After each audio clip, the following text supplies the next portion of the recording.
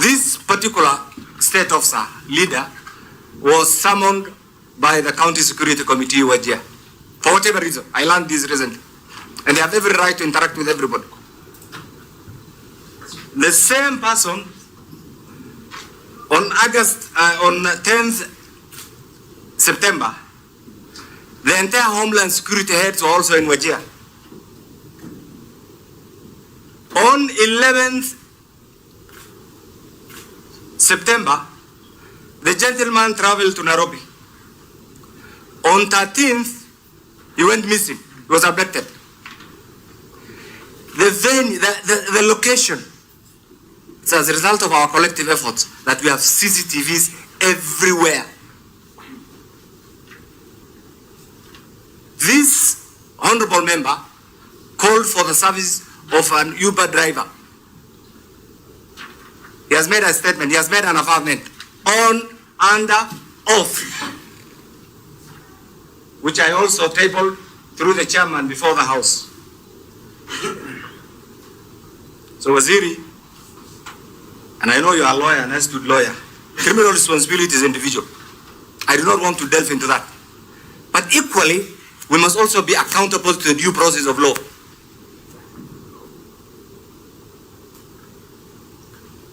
That due process of law is what we are questioning. I want to plead with you. And I will say this without fear, without favor, without any contradiction, without an iota of doubt. And you know I'm an old, seasoned, experienced legislator and I've been around. If this particular leader has committed any crime, he's supposed to be before a court of law, not in detention, not in the name of abduction. What you have done, the achievements that you have made over the last 2 years as the substantive CS internal security, for those of us who have been around, is commendable. But some of these silly actions, you can call them rowdy officers, overzealous officers, you can call them of lack of whatever name that you call them, completely destroys that big image that you have been trying to build. And I am also alive to the sensitivity and the challenge that sometimes you go through. So I want to plead with you as we wait for that comprehensive response. If it was in other jurisdictions, you know it. By now, an elected minister, some people will have taken responsibility, personal responsibility. It has two aspects. Assume even in the worst case scenario, which is not in this case, that he has been abducted by criminal elements. Do you want to say that Kenya is a banana republic?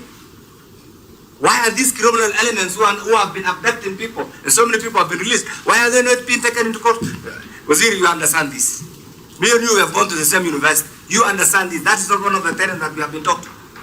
It is not. It's completely outside that. Can this... You know, by now I think you are familiar with our culture.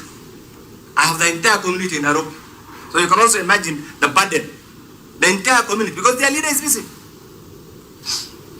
I have to recharge my telephones every second, every minute, because of the calls. I have nothing to say.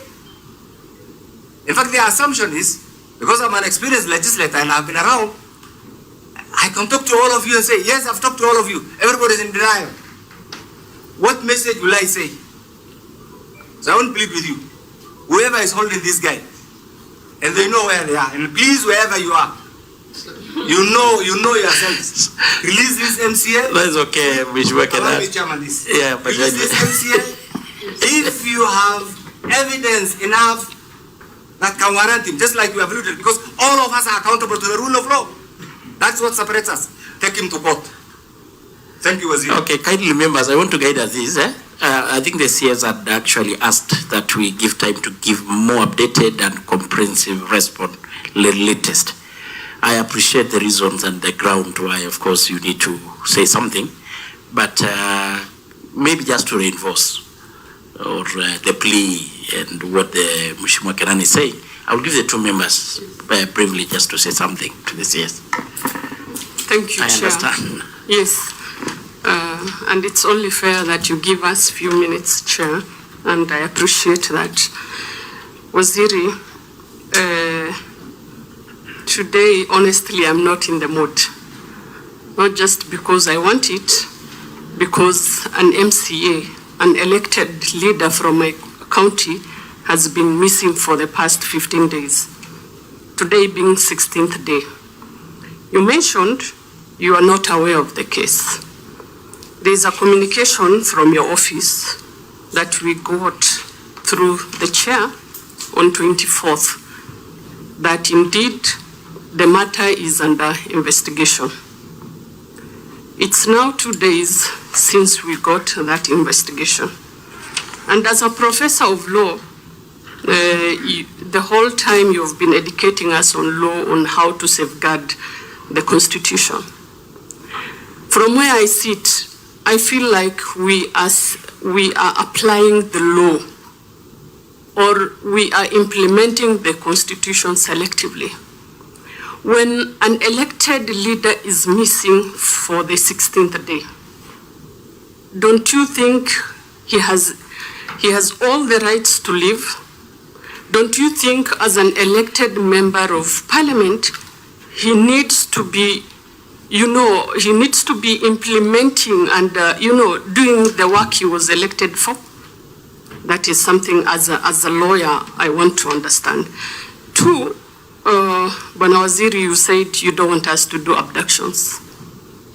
Without an iota of doubt, I want to categorically say the government of Kenya is abducting the citizens of this country.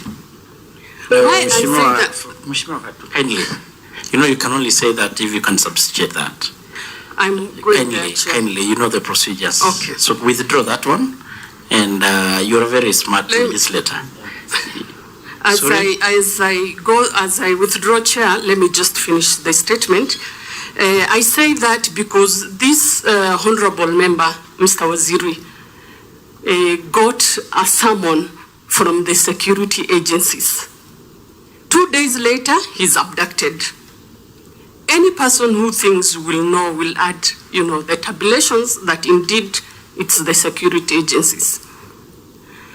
If indeed it's not the security agencies, Mr. Waziri, how hard is it for the security agencies to come and say we don't have this gentleman, Mr. Waziri? My other question is, if an elected member of parliament can be abducted, how safe are we as the citizens? Personally, because of the things I've been doing and going through the meetings in search of the honorable member, I feel threatened, to be honest. I don't know whether I'm safe as an elected member of parliament because of the things and the meetings we go. Honorable Kenan mentioned how my community works. The entire county is in Nairobi. It's expensive for us to maintain them. We don't sleep in our houses, Mr. Waziri. We are running from one place to another. At one point, if I take you to my house, more than 50 people are in the house because of the elected member.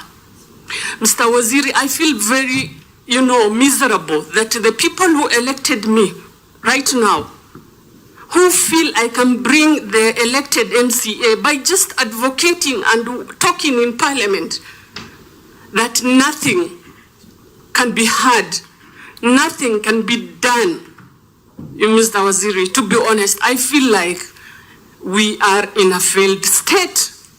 When you take an elected member, he's a human being, he can do anything. Why do we have the courts? Why do we have the Constitution? You're a professor of law, Mr. Waziri. We are not happy from where we sit, even as a country, from Ojia, Mr. Waziri. Waziri, lastly, you said you initially started by condoling the extrajudicial killing and abductions. We want, when you say something, we mean it as a country. At the end of the day, the people we elected us are the people we work for. We will not support if they have done something wrong, Waziri. The entire Wajir country, from all the 6 constituencies today, are all out. in demonstrating in the streets of Wajir, besides the government refusing to give them permit, we will not allow Mr. Waziri. We will not allow our elected members to be disappearing. Then there's no need of us being elected in the first place. We rather stay home.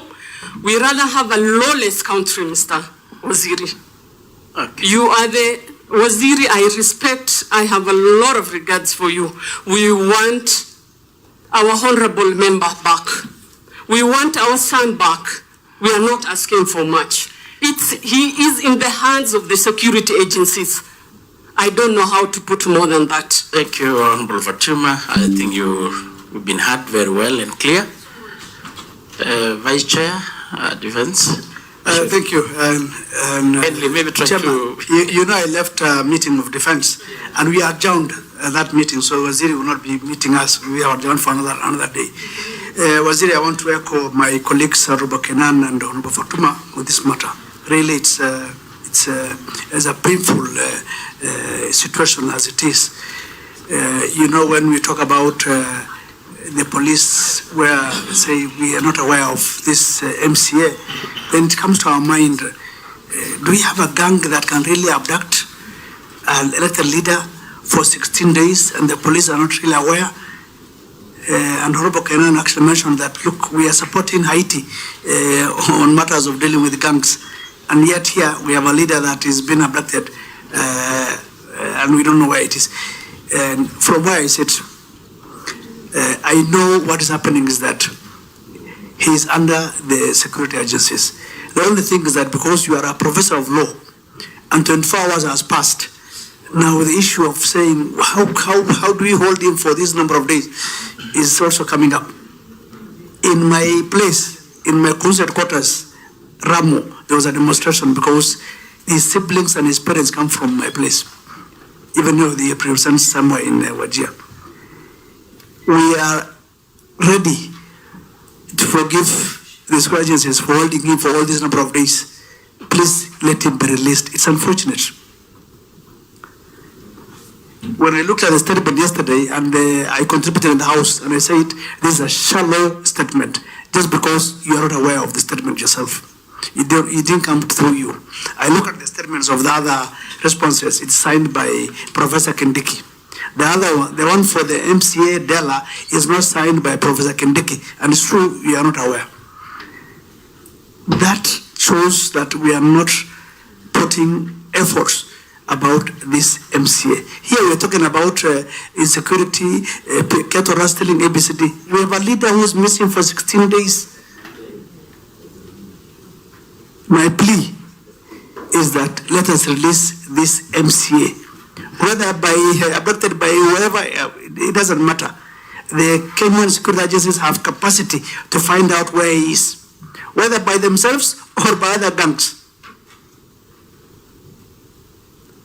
So my plea, I repeat, is that let us find where the MCA is. I know there's an issue of 24 hours has lapsed. We have held him for all this number of days. There's issue of all these things are coming up. I know, but what I'm trying to tell you is that he has been held. I've been in the security industry myself. I worked with Kanoraso, and we have done some operations even before. We know. Let them release this MCA. Later, they can decide to take him to court or so. It doesn't matter. But the family is at pains. So mine is just to input that comment, and please take it serious. Even as you say that you want to do a statement later, let the statement come later, release him. You know where he is. Okay, thank you. That is okay, Bashir. Lastly, thank you, Chairman. I just want to be very brief, Waziri. In the last administration, 2 of my constituents are still missing. They were elders from Boran and Gabra communities. And their families are going through very painful experience. Coming from a security background, I personally feel the issues of abduction to enforce the law or extrajudicial killing will not help Kenya to maintain peace and harmony. It is a very weak system because it undermines intelligence, it undermines information. There are so many things it undermines. And I think the best thing to happen, if anybody is seen to be breaking the law, they must have their day in court. The intelligence system, investigative agencies must cobble together as much information as possible so that people like leaders, let them be arrested in a decent manner. But I think what is slowly happening, if in case this particular individual is being held by the security agencies, it's a very weak form of enforcing the law. And I think we, as administration under President Ruto, many of us who are in that administration and supporting it, I think we would not wish to go that route. Thank you, Chair.